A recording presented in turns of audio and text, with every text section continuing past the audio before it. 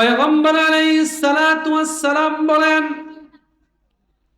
ও আমার সাহাবায়ে কেরাম, যখন তোমরা জান্নাতের বাগানের পার্শ্ব দিয়ে অতিক্রম করবা, জান্নাতের বাগান থেকে কিছু ফল তোমরা খায়ো। সাহাবায়ে কেরাম রাদিয়াল্লাহু তাআলা আনহু আজমাইন জিজ্ঞাসা করেন, নবী, জান্নাতের বাগান কোনটি? নবী সাল্লাল্লাহু আলাইহি ওয়াসাল্লাম বলেন, যেখানে আল্লাহ তাআলার কথা বলা হয়, নবী সাল্লাল্লাহু আলাইহি ওয়াসাল্লামের কথা বলা হয়। তাহলে এই হাদিস অনুযায়ী এখানে আল্লাহর কথা বলা হইতেছে কিনা বলেন? নবীজির কথা বলা হইতেছে কিনা বলেন? নবী বলেন, যেখানে আল্লাহর কথা বলা হয়, নবী মুহাম্মদুর রাসূলুল্লাহ সাল্লাল্লাহু আলাইহি ওয়াসাল্লামের কথা বলা হয়, সেই জায়গাটাই হলো জান্নাতের বাগান। তাহলে আপনারা কোথায় বসছেন? জান্নাতের বাগানের ভিতরে বসছেন।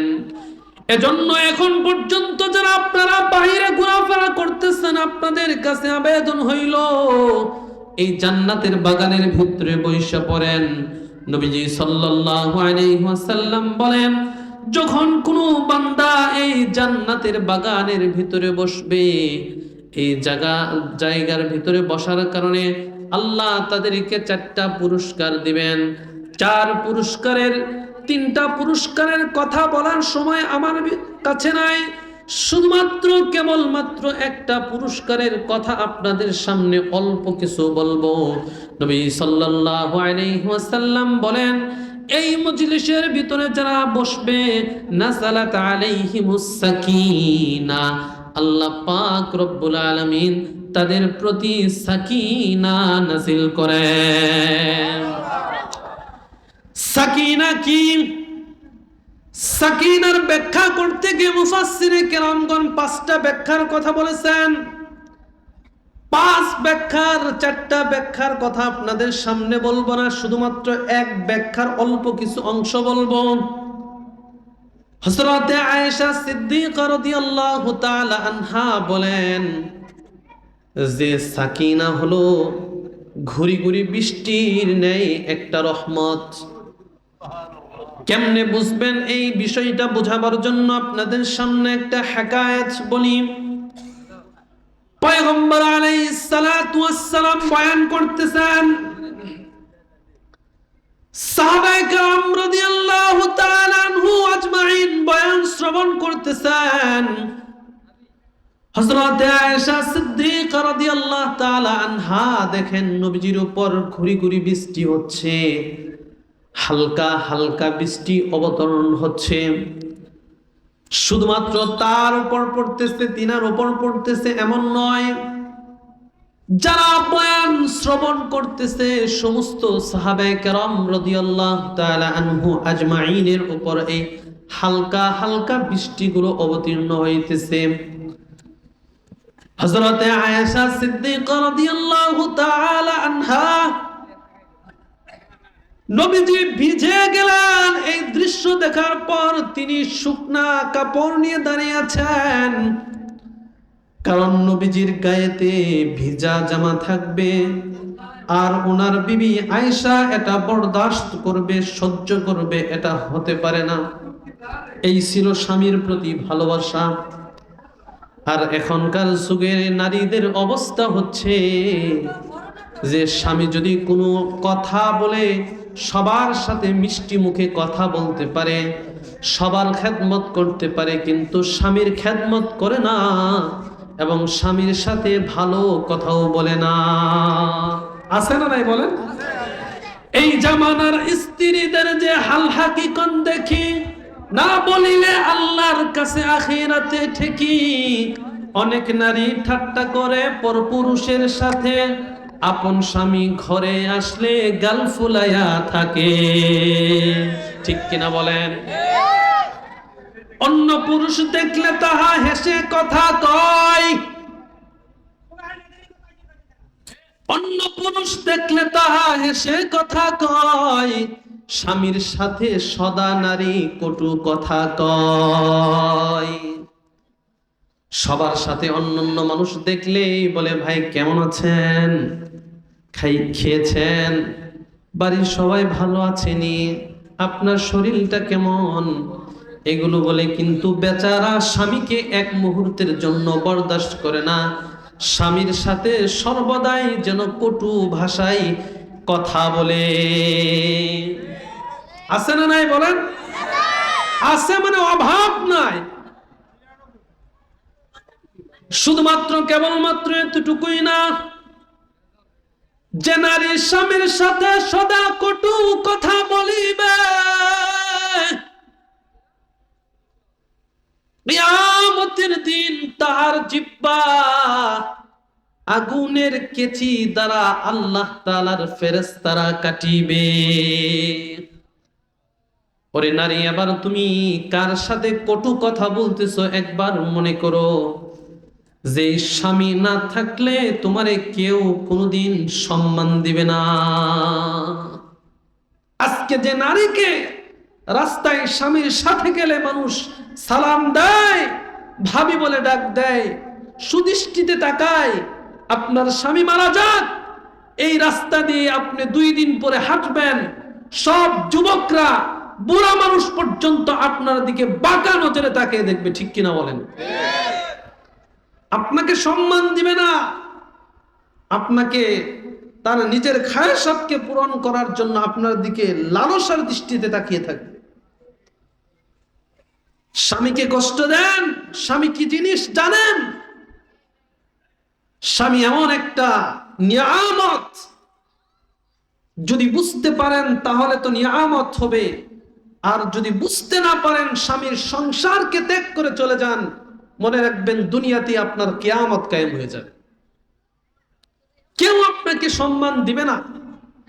যে বাপের বাড়ি মনে করতেছেন স্বামীর সাথে হালকা পাতলা কথা হইলেই, কাটাকাটি হইলেই চলে যান, 1 দিন 2 দিন, 2 মাস 3 মাস 5 মাস 1 বছর পরে দেখবেন এই বাপের বাড়িতে আপনার জাহান্নামের একটা বাড়ি হয়ে গিয়েছে। ওই বাড়ি তখন আর ভালো লাগবে না। এজন্য মহিলাদেরকে দৃষ্টি আকর্ষণ করে বলি, মা, স্বামী আল্লাহ পাক রব্বুল আলামিনের পক্ষ থেকে আপনার জন্য বহুত বড় নিয়ামত। স্বামীকে আপনি ভালোবাসবেন যেমন আয়েশা সিদ্দিকা রাদিয়াল্লাহু তাআলা আনহা ভালোবেসেছেন। কেমন ভালোবেসেছেন? নবীজি বিছতেছেন, এজন্য শুকনা কাপড় নিয়ে তিনি ঘরের দরওয়াজার চৌকাঠের পাশে দাঁড়িয়ে আছেন।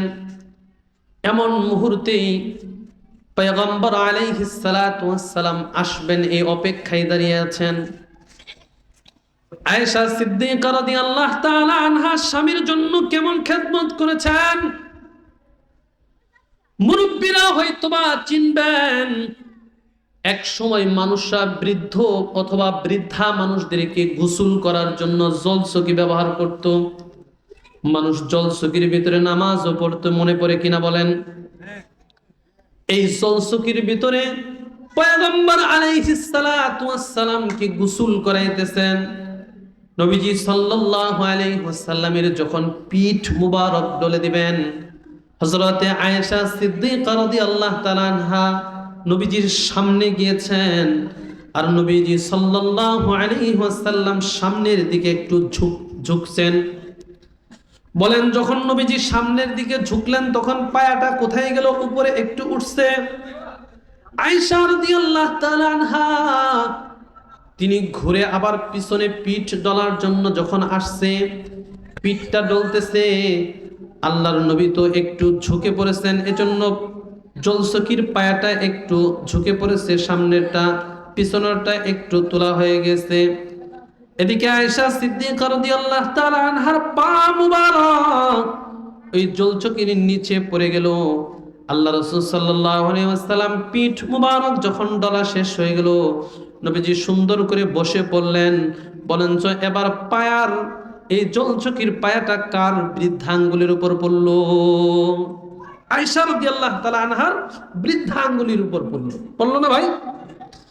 হযরত আয়েশা সিদ্দিকা রাদিয়াল্লাহু তাআলা আনহা এখন পর্যন্ত কোনো কিছুই বলেন না। কিন্তু নবীজি সাল্লাল্লাহু আলাইহি ওয়াসাল্লাম দেখতেছেন পানির যে কালার, এই পানির কালারের সাথে লাল রক্ত যেন যাইতেছে, পানিটা লাল কালার হয়ে গেছে। হযরতে আয়েশা সিদ্দিকা রাদিয়াল্লাহু তাআলা আনহা ডাক দিয়ে বলেন, পয়গম্বর আপনার উপরে আরো পানি ঢালি। নবী বলেন, পানি ঢালো ঠিক, কিন্তু পানির কালার আজকে লাল হইল কেমনে? আয়েশা সিদ্দিকা রাদিয়াল্লাহু তাআলা এতক্ষণ পর্যন্ত ধৈর্য ধারণ করলেন, কিন্তু নবীজির এই কথা শোনার পর আর নিজেকে ধরে রাখতে পারলেন না। সিদ্দিকা রাদিয়াল্লাহু তাআলা আনহার চোখ থেকে top top top top top top করে পানি পড়তেছে।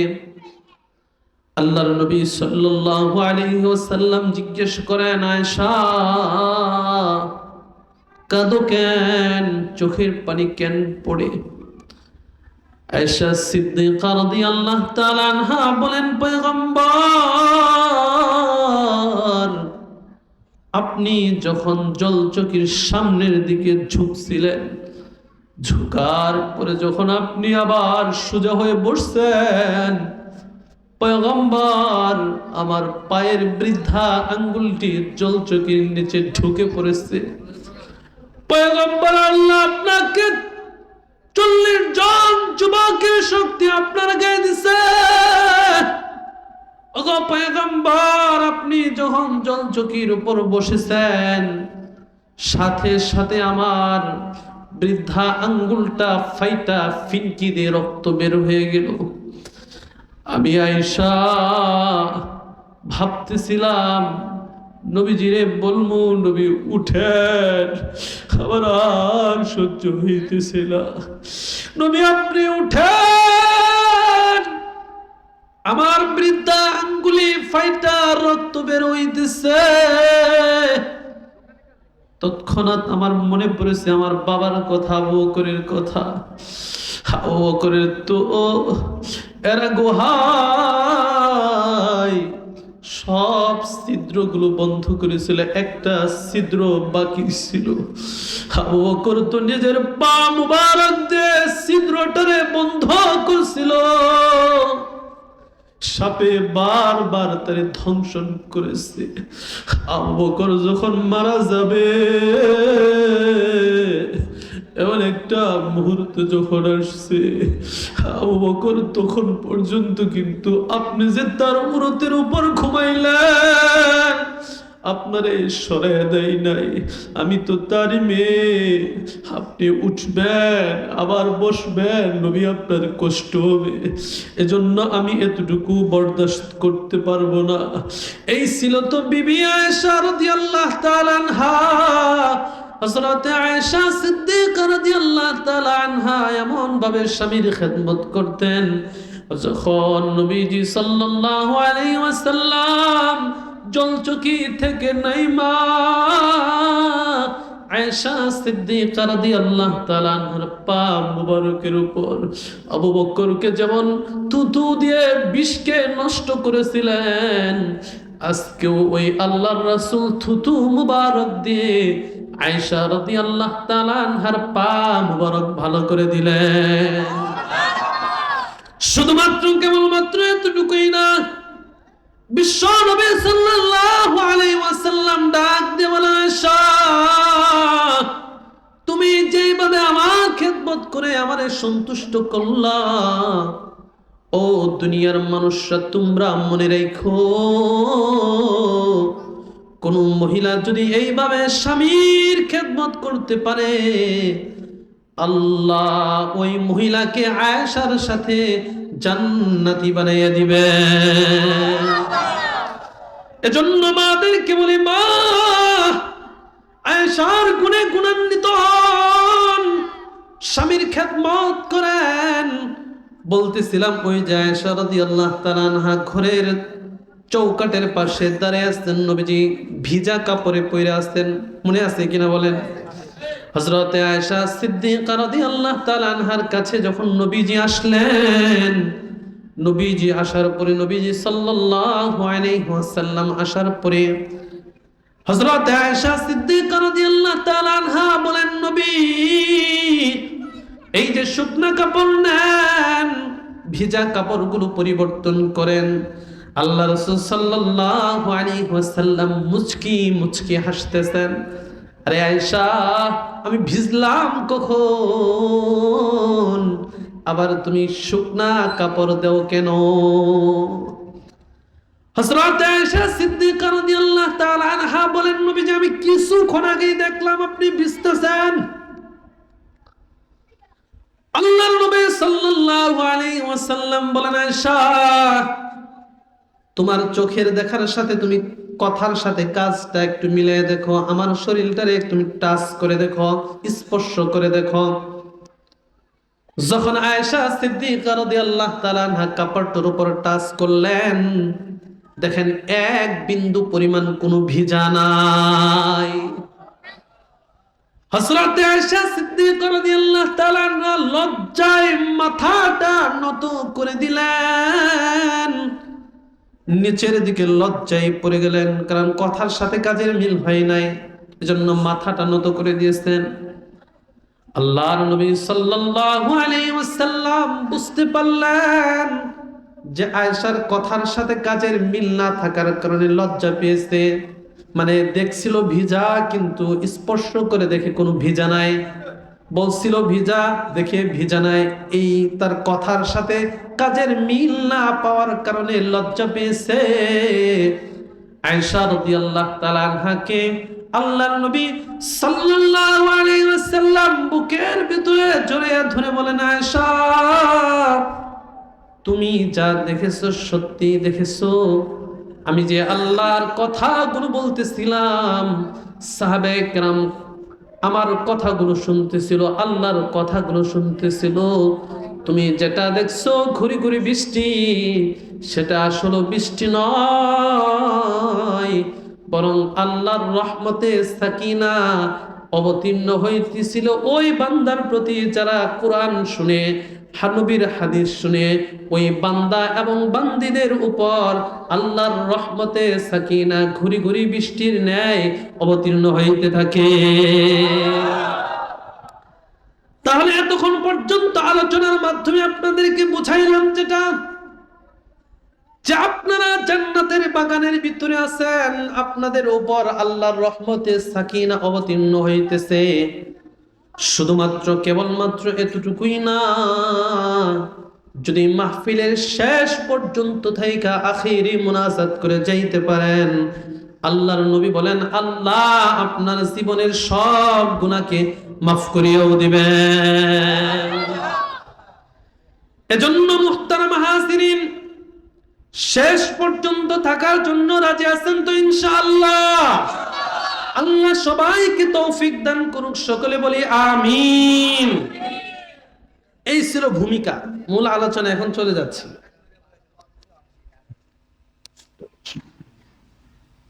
মুহতারাম হাজিরিন, তাহলে এতক্ষণ পর্যন্ত আপনাদেরকে যেটা বুঝাইলাম, যে এখানে আসার পরে বসার পরে আপনাদের লাভ হয়েছে না ক্ষতি হয়েছে বলেন?